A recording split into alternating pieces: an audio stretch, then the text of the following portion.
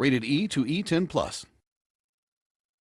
Coming this holiday season, Mushroom Men! Born of mysterious space dust, the Mushroom Men rise to explore our world and solve the mystery of their bizarre transformation in The Spore Wars, the must-have adventure of the season, exclusively for the Wii. And be sure to check out Rise of the Fungi on Nintendo DS, two thrilling tales from the same bizarre universe. Mushroom Men!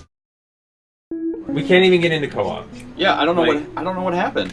Dude, did this work? Like, I was playing this last night. I was able to go to the lobby. I was able to create an online match, and ever since I got in this morning, every time it just doesn't fucking work. Yeah, I mean, I can play it offline, but every time I try to like load up the demo, it just signs me off Xbox Live. I'm not even connected anymore. Like, it's not even an option. How the fuck do they even know? I don't know. I mean, like, you made the Japanese count and everything, right? This happened in like 12 hours. Oh my god. Fuck. Yeah, I don't know how we're gonna cover it though. Dude, I don't know how we man? can cover this on the show without. Come and look at this. I got more important things to talk about. Whatever. Check it out. Who do you think would win in a fight? My awesome home avatar on PS3, awesome. or my avatar on the NXE? Okay. Alright, well, your NXE is pretty gruff and beefy. I think He does a nice wave. I think he might actually. Well, no, look, his cheeks are all rosy. He looks like he got fucking beat up already. I just wanted to make him look all cute.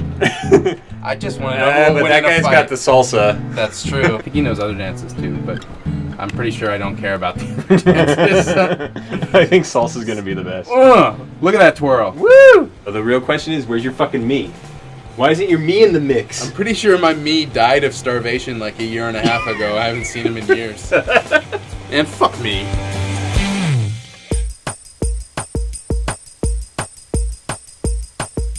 仕事へ行きたくない学校なんかつまんないみんなで一緒にテレビゲーム遊びたい遊びたいどこでも行っても同じだみんなで歌を歌うんだみんなで一緒にテレビゲーム遊んだらどうだらワンアップショーを見ましょうワンアップショーで遊ぼ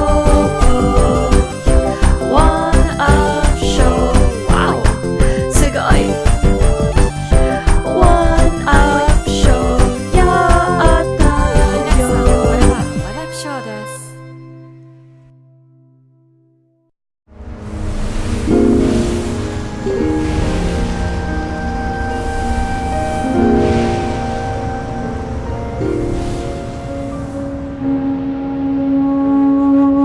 It's gonna be a pretty bad morning, and then I put in flour, played it for 20 minutes, and I couldn't help but feel serene and happy, and like realign my chakras. And by the end of level 3, I wanted to like reduce my carbon imprint and stop using fossil fuels.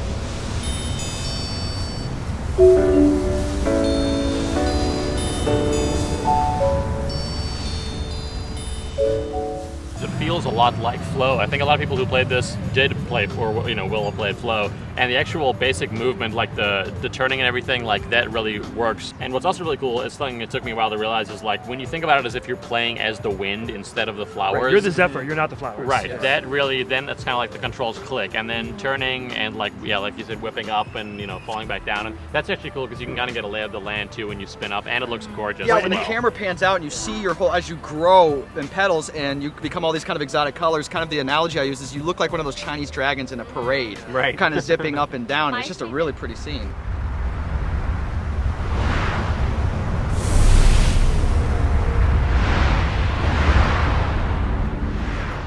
My favorite thing is when you like let you go slow and you kind of like zoom in on a little flower and you wait there. Your flowers just kind of like waft around, and when you press the button to accelerate again, like the camera does this thing where you kind of feel like you're taking a breath and you're just like Yes. And that's like such a great little like minor thing that just adds. Well, and the whole package is so aesthetically cohesive and beautiful. Like by the end of level 3, it's it's like breathtakingly beautiful. Yes.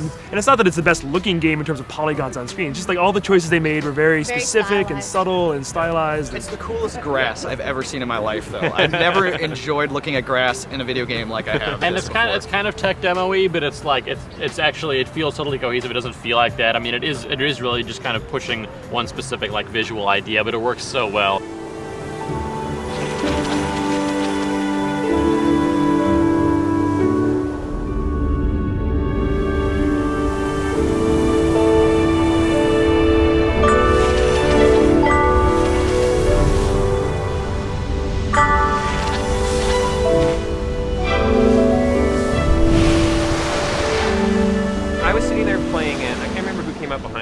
And they said, so what, you can just keep flying until the time runs out? And I was like, no, there's no timer, there's no pressure. It's just about enjoying an experience. I think a lot of games, they design around the idea that excitement and enjoyment and fulfillment can only come from some sort of negative pressure and negative reinforcement. Like, if you do not do this, you will die. Or like, you have to kill this guy in order to move forward. I mean, how many people have walked up to you while you're playing this game and be like, how do you die? And like, oh, you don't die. It's You not a game don't about lose. dying. It's all positive reinforcement. Right, but there is an incentive to do better. Like when you're going really quickly and when you're hitting flowers in a row, it makes these tones, so it plays the music. It's kind of like Res in a way. It's like Res meets Flow. The audio cues in the game are one of like the best motivators for it. It's like every time you hit a flower, you hear like a little chime or some like violins playing, and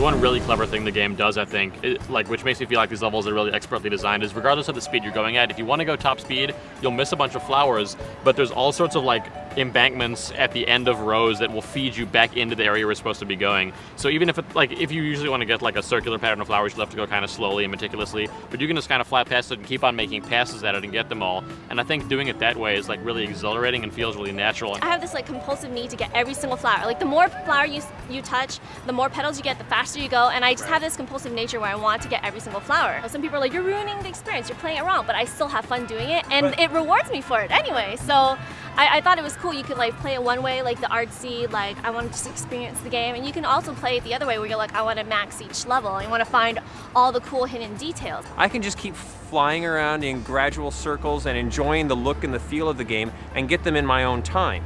And that takes all of the pressure off, and you're just enjoying the mechanics and enjoying the feel of the game. Well, you do want to play it more than once though, because after the first time you go through, you kind of go through linearly, you follow the flowers, you get to the very end, you're like, okay, did it. You play it on the second time, that's when you start exploring more, and then you find all these little things. Like each level, you can get up to these 3 leaves on the potted plant in the hub world, and it's based on how well you do. Like the more flowers you collect, these little green special ones pop up in the world, and you get a leaf. And when you get 3 leaves, the potted plant in the hub world like fully blossoms. Right. When you beat it the first time, it's just kind of like halfway open, but you can get it to fully blossom.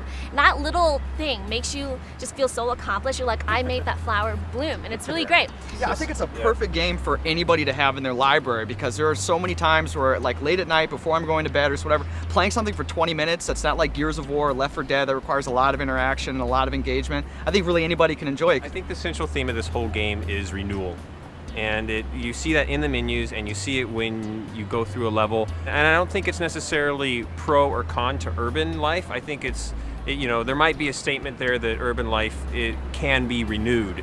I think it's renewal of the video game industry. Not everything has to be violent and filled with conflict. I'm definitely interested to see the conclusion of Flower. If that 4th level is the blue flower, if that is the last level, I'm really curious what it's going to happen. Are we going to fly out of the window into the city? But yeah, I think level 4 could be amazing. Hopefully it's like the last level of Res and they saved it all for the last level and it's going to blow us yeah. See it all come together.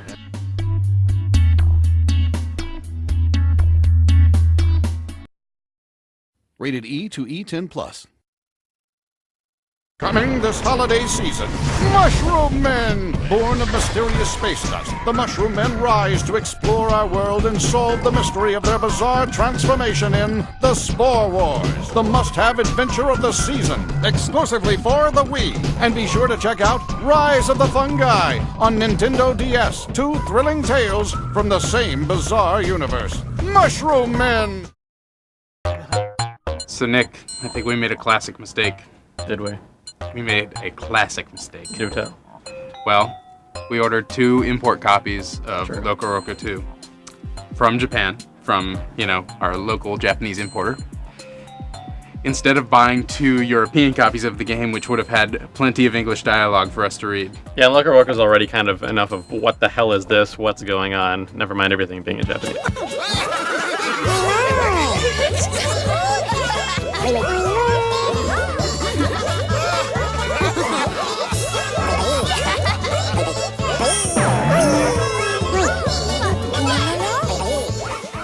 I think, actually, that I like Locoroco more than most people do. See, I'm surprised anyone just doesn't like it. I mean, at a very basic level, it's just like a happy game to play. And it definitely has a very cute art style, but it's so complete, including the sound design, that I don't think it should really bother people. And then, more importantly, like some other brilliant platformers before it, most namely the Mario series, it's just kind of like a facade for some kind of tricky gameplay. Anyone should be able to make their way through most of the stages in this game, but in order to get 100% and fully complete them, it's actually very tricky, and much more tricky, I think, than the first game. Yeah, I agree with that, and that's kind of the thing too that throws me off. Is like I love the general silliness of it, but it makes it all more frustrating when there's parts that are like super hardcore, and I'm like, come on, I'm just a blob. I don't have many moves. This is really difficult, and there's a lot of parts where things will just happen, and I'll get one chance to like not lose a guy, and I'll lose it before I even know what's going on, and I'm like, fuck.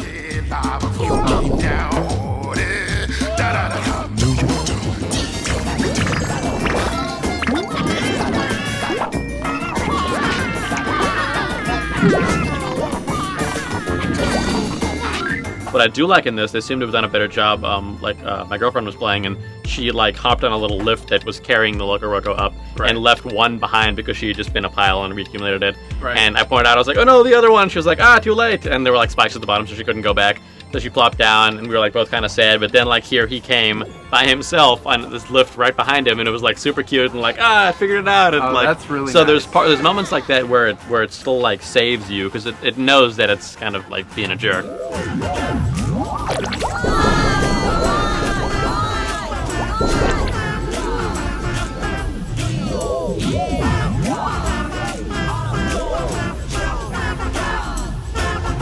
If I remember correctly, in the first game, once you completed a stage, if you went back into the stage, the items you'd already collected were already collected from it. Yes. So in this game, it's not like that, where the stage basically resets itself. You can play it as many times as you want and basically try to get a better score than you did the time before. Right.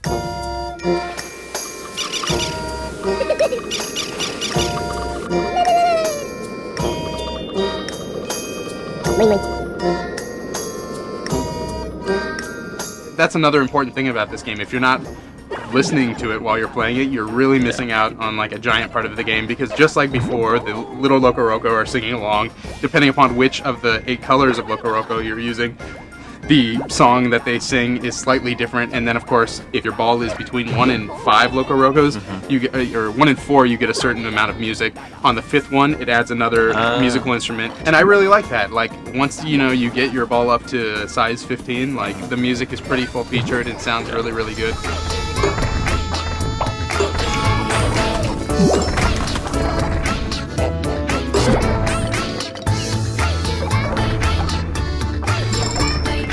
There's also the parts where lots of times now when you hop inside another object, just like a big like boulder essentially. Or the afro.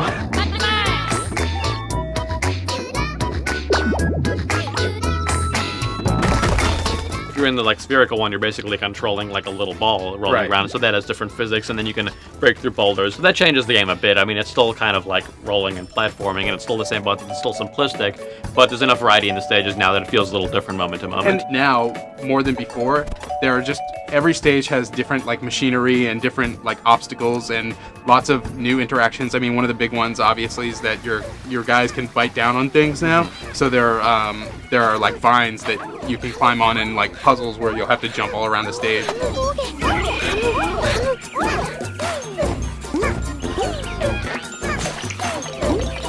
They now have like a space stage where it's a bit more floaty when you do your jumps, and the backgrounds are like clouds. It's kind of pretty. Did you like the underwater? And the underwater that stages drove me nuts. See, I like the underwater stages. It was a nice change of pace, but I think very few games do underwater stages well.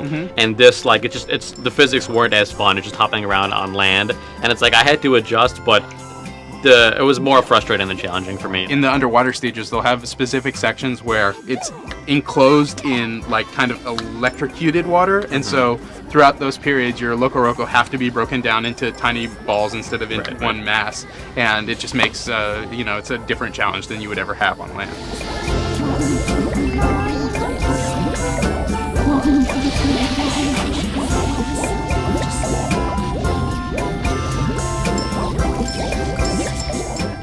I think one of the things that people really complained about in the first Locoroco was that they didn't feel like there was enough variety. Each world had like 8 stages. I can't remember exactly. It's been a while since I played it. But then once you moved on to World 2, you noticed that like the level artwork for each of the stages was very similar to the ones that you'd seen before. Right, and this you bounce between worlds back and forth constantly, so it does change it up a lot. Right. And you also in between have like now it's like tons of mini games you unlock throughout, and like they're all pretty cool. I mean, some of them are better than others. Yeah. There's one where you can get 4 different colored Locoroco to race, and you basically just watch the race. And so all are you betting on them? Yeah, you just bet on them at the Okay, that's what I beginning. thought. And it's like, there's not much interaction there. All you do is make a bet. But it's still cute to watch the AI hop around, and you never know who's going to win. You have like a whole separate area you go to where there's like this big like hollowed out like baobab tree that the movies live in. It kind of reminded me of Patapon actually, and that you're collecting those little pieces of elements. Only instead of affecting the actual game, you can then build things in the house. It's kind of like you just have a little cursor and you click and then see what you can build, and you can tell that you need different types of resources for different things. And there's already people online talking about like the rarest ones and how to get them and what parts you need. And that part of the game, I mean, if I knew like a little more specifically what was going on, I feel like that part can be really addictive. I'm really looking forward to getting an English version of the game and like sinking my teeth into it. And like I just built a rocking horse, and in the movie when he walks past, he hops on and rocks a bit. There's lots of little interactions, so I'm guessing by the time you have it done, it'll be like this whole little thing where you can just watch things play out inside. The art style and the whole aesthetic is like so complete that it's like they can almost do anything with it, even if it's not as participatory, and it's like still engaging if you're into the general look of it. Exactly. I should reiterate that I haven't beat this game yet, and I'm really looking forward to it, and I'm also looking forward to going through and getting 100% on all the stages. That seems so difficult now. I know, which is why I'm excited to do it. I did do it in the last game, and it took me a good little while. I probably played like 20 hours to perfect all the stages, and this one I think will take me longer.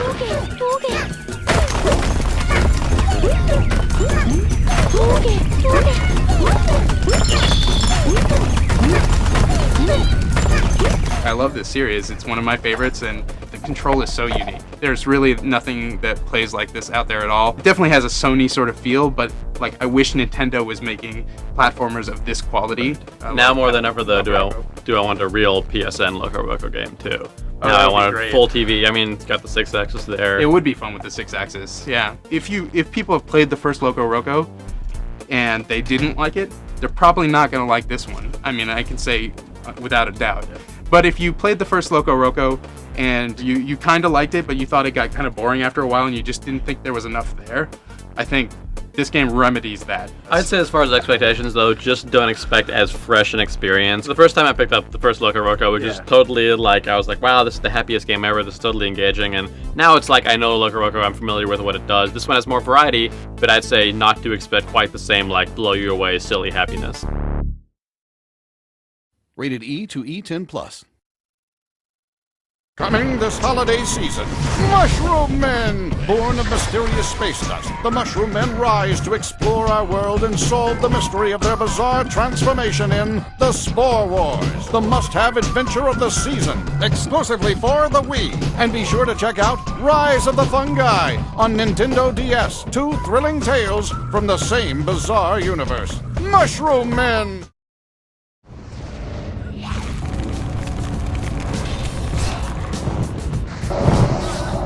I need more mana. How exactly did you get to level 80 that fast? I mean, you're the only person that has done that so far. And I was gone for a week over Thanksgiving break, and so I thought all my guildies would catch up to me, and I came back and only one of them had gotten to level 80. I was like totally, I don't know, dude, it totally seems easy to me. Like Northrend is so fucking streamlined. I felt like I was just sailing all the way to 80. Like it was no problem. I think that's kind of like a drawback to the game where it's just too easy almost? Or? No, I don't think so. I think it's like, well, leveling is an inconvenience. I like that. That's really? The good stuff comes after you get to 80. You know, going from 70 to 80 is just like, I gotta do this again. Yeah, but you're the kind of guy who skip all the flavor text, don't show it to me, whatever. And I totally get in. When I'm leveling, I play WoW like a single player RPG. Yeah, I really get into that. And I think actually Blizzard caught on to that. Because you'll notice that whenever you have to fight, almost always whenever you have to fight some elite mob at the end of a quest chain, they'll give you an item which reduces him to a normal mob, or they'll give you other people to fight with, other NPCs to fight with, that makes it actually doable. Yeah. And I think it's because they realize that people solo. Yeah, most of the group quests in Lich King have been changed so that it's just for dungeons and for instances. Right. And there are a couple of random group quests that you need people outside of instances, but for the most part, everything is soloable now, which is fantastic. And also, like you said, playing more like a single player RPG and caring about the flavor text, it's easier to care about it now because the plot is more apparent in Lich King, and there's a lot more there's just a lot more spoken dialogue. There's a lot more going on. Damn it! If my warriors abandon me, I'll never defeat Mal'Ganis. The ships must be burned before the men reach the shore. Isn't that a bit much, lad? And for the first time, they actually do storytelling through gameplay, which is something that WoW has never done before. I mean, okay, they did, but to a very small degree. And now it's it's all over the place. I didn't have to go trying to figure out at all what was going on or what the lore was or anything. It was all given to me in a very direct way, and it was enjoyable. As much as I don't care about the lore and don't read it, it still boils down to the first guy you talk to being welcome to Northrend, we're gonna fight the Lich King, now go pick up 10 things. Yeah. Why am I still doing this? You'd think actually, they would kind of respect the old game a little bit more maybe in that regard, where it's come on, and it's been months where you're the top of the food chain, basically, Those quests are there, and it does suck that they're there. But on the flip side, they have a lot more of these quests that make you feel like you're really important. Everybody remembers the Nessingwary, I think that's his name. Nessingwary quest chains that were in the original WoW and in Burning Crusade, where you're killing tons, and he has you kill 30 of this animal. And you haven't gotten to Sholazar's Basin yet. Oh. Because that's where Nessingwary is set up in Northrend. But the ending of that quest chain is you and Nessingwary riding a mammoth to go take out an epic dragon. Okay, so it's they do shit like that, where it's you think that you're going to be doing the same quest chains that you've been doing ever since WoW came out, but right at the end, they'll throw something completely new and surprising at you, and I'll go, oh, this is fucking awesome, and it kind of makes the tedious parts worth it. Not completely, but it kind of does. The tempo of the gameplay seems to change up quite a bit. See, I kind of wish that they would just take all that cool stuff, make them daily quests or something, and then just stop with the leveling. Here's all these daily quests and a bunch of new raids. What's wrong with that? I know you're annoyed by that, but I think some people really do kind of thrive on that. They're perfectly entitled to their wrong opinion. The quest rewards haven't been kind of up to snuff, I think. because I'm level 80 and I've still got about half of my epic purples, from being level 70 and instance grinding and stuff like that. For somebody who didn't do a lot of instances in Burning Crusade like myself, I've been replacing gear like crazy. Yeah. But how far have you guys gotten? Have you gotten into Dragon Blight? I'm in Dragon Blight right now, working through that quest chain. I'm about probably halfway through the zone. I'm actually really enjoying that place just because I'm to the point now where I'm going to the different dragon shrines and getting to see and talk to and do quests where all these giant, ridiculous-looking dragons. So that's really cool. Yeah. Well, the reason why I ask is because Dragon Blight is the first instance, or the first zone that I can think of where things completely change. And what happens is, you'll go to an area, you'll go through a quest chain, and at the end of the quest chain, this little area will be phased differently for you. Like an example, in Ice Crown, there aren't any quest hubs for the Argent Dawn or for the Argent Crusade until you complete a quest chain, and then this area that was this conflict, and this conflict that you're intimately involved in and that you help the Argent Crusade push through, suddenly becomes it's built up and now it's a quest hub. And anybody who hasn't completed that quest chain, they still see the old area. But you who have completed the quest chain, you see the new area. And it's seamless. It's huge. I mean, it makes you feel like you're having an impact on the game, which is something that They've MMOs have never done. always struggled with. Every MMO has always struggled with how can we make the players feel like they're actually changing the world without having them change the world, because they can't really do that. Right. They've just introduced so many new mechanics, and I think they've introduced them well. Now, I say that, but a lot of my guildmates, especially with vehicles, have run into a lot of bugs. That's one of the huge new mechanics in Wrath of the Lich King, are vehicles. And every single vehicle is different. They play different, they have different powers. I mean, sure, they're based on one another, and there are some that have some similarities that you'll notice. But especially when you get into Ice Crown and everything, there's just so many vehicle quests. You'll do things I have one where I'm riding on the shoulder of a giant and just stomping hundreds of Scourge all at the same time, that stuff is super satisfying, it's super fun, and completely breaks the monotony of those other go grab 10 meat quests,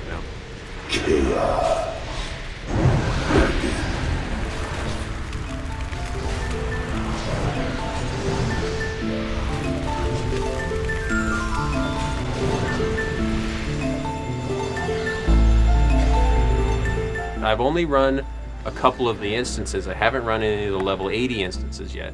I've run Uthgard Keep, which is super short, and then the Nexus, which is in Koldara, which is actually one of my favorite instances. There's not so many trash mobs, and you're really kind of fighting boss after boss after boss, and if you have a good group, you can blast through them in 30 minutes to an hour. You're never it doesn't seem like most of the instances in Lich King are too long or too difficult to go through if you know what you're doing. Azjol Nerub, and that one is really cool because it is just straight up boss battle after boss battle. I mean, there's some trash mobs that come after you. There really isn't hardly even any time to rest.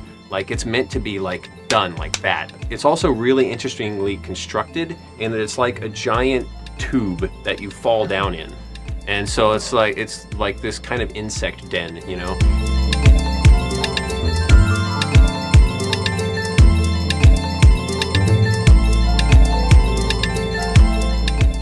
You can buy the Trader's Woolly Mammoth, which can hold 3 people. So 3 people can ride a fast mount, and it has vendors on it. And so it's it's 18,000 gold. So clearly the mechanics are in there for them to have multiplayer vehicles. I'm just hoping that that it's implemented in the end game somewhere. I don't do PvP. I just don't. Yeah. What about Ryan, you? Have you done any? You're on a PvP server, so. When I get jumped as a hunter randomly by somebody, it's pretty likely that I'm gonna die. Yeah. Surprise does not favor hunters. Right. And the Death Knight is, he has so many more immediate options to him. So I've had a bit more success in World PvP. My favorite zones are, I haven't seen Ice Crown yet, but my favorite zones are Howling Fjord and Sholazar Basin. My favorite as far as content goes is gotta be Ice Crown. It's it really is epic, and it feels like it, but oh my god, it wants to be Mordor so bad. So bad. It reeks of Mordor. Have you gone up to Ice Crown Citadel to look at it? Yeah, you can fly right up to it. It's like, it's not dangerous at all. There's nothing even there.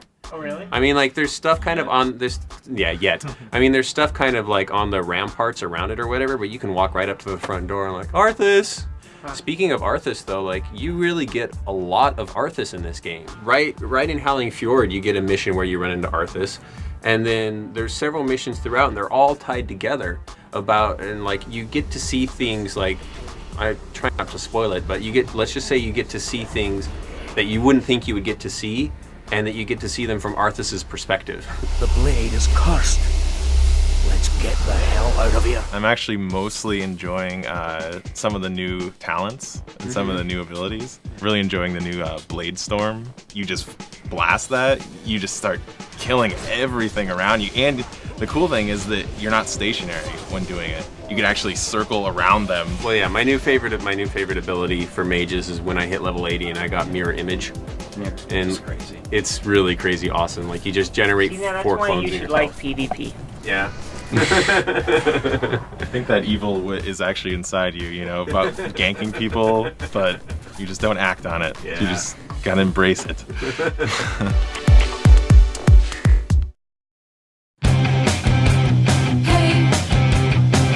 I don't wanna go to work today. Wanna stay home and play all my video games. No, I don't wanna take it nice and slow. Wanna get ready to go on the one-up show. On the one-up show, you know you'll be a star. On the one-up show, you already are. Every day is like a holiday. So long, goodbye. I'm gonna run away right now. Game on all night. I'm gonna be on the